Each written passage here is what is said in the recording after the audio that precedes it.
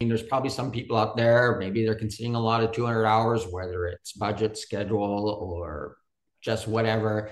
Do you have any advice for anybody out there that's considering a 200 hour? If they're looking at a myriad of options, I'm sure there's a lot out there. Mhm. What things should they be looking for?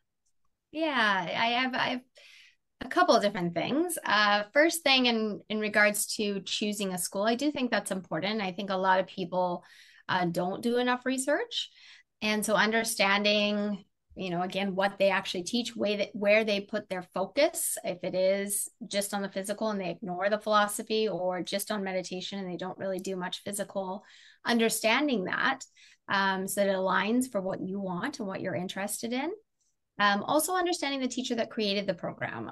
Unfortunately, until very recently, the Yoga Alliance guidelines were that you could start a 200-hour if you'd only been teaching 1 year. And I personally think if you've only been teaching 1 year, you're a brand new teacher. And to Mhm. start teaching other teachers at that point is I think, too soon. Now, the regulation has changed through Yoga Alliance, but that was until very recently. So first and foremost, you should be able to ask the questions, right? So some of them out there, you can't actually even get in touch with anybody.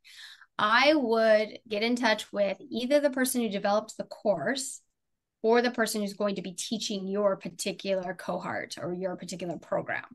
One of the two, if not both. And ask a few very particular program questions. Sorry. One is, who developed the program? How long have they been teaching when they developed the program? And then the person who's leading it, whether that's the developer or not, how long have they been teaching? And how long have they been teaching this program is also helpful.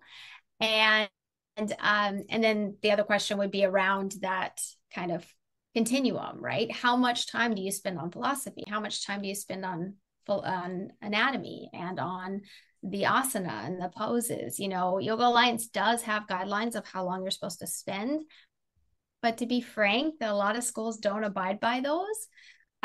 So getting a really clear understanding of, well, I know some schools that do a lot of time on the physical practice, and on the philosophy they literally give you a 2-page handout. This is the philosophy, you're supposed to read it on your own, and that's all they do. They never meditate, they never do any mindfulness, they Mhm. never do any pranayama or breathing.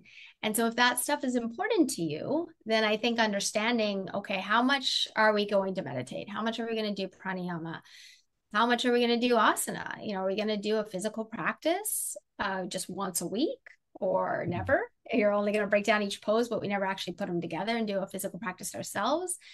Asking that directly is really helpful, because it might say one thing according to Yoga Alliance standards, but what they're actually doing.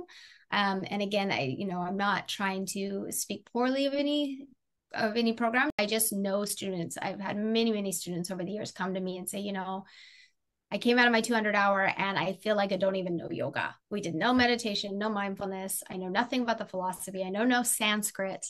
I just did a physical practice, Right. or vice versa. Sometimes they learned a lot of meditation and then they say, but I don't know any anatomy. It really wasn't taught how to sequence a class, none of the teaching methodology that we need to know in order to actually lead and sequence a class. So all of those aspects are important. And I think it's really challenging when you're looking at schools, because you don't really know what to ask or to look for. You don't know what you don't know.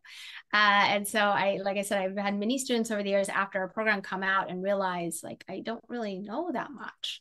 And I always feel that's very unfortunate. It's a big investment of money and time. And I really want people to go through a program that works for them, whatever that is. And if that's not our program, that's not our program. That's okay.